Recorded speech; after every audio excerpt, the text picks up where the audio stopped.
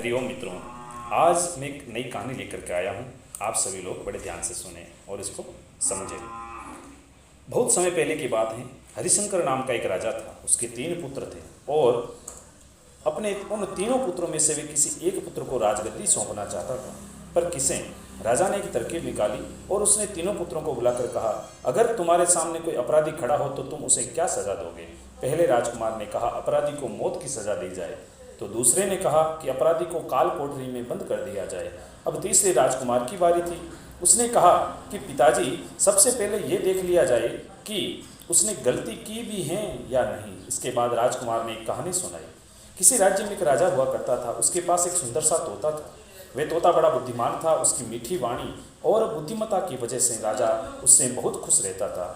एक दिन की बात है कि तोते ने राजा से कहा कि मैं अपने माता पिता के पास जाना चाहता हूँ।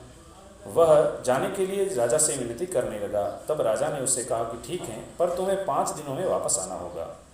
वह तोता जंगल की ओर उड़ चला। अपने माता पिता से जंगल में मिला और खूब खुश हुआ।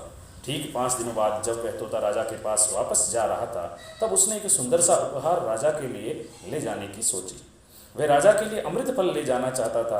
जब वह अमृत फल के लिए पर्वत पर पहुंचा, तब तक रात हो चुकी थी। उसने फल को तोड़ा और रात वहीं गुजारने का सोचा। वह सो रहा था कि तभी एक सांप आया और उसने उस फल को खाना शुरू कर दिया।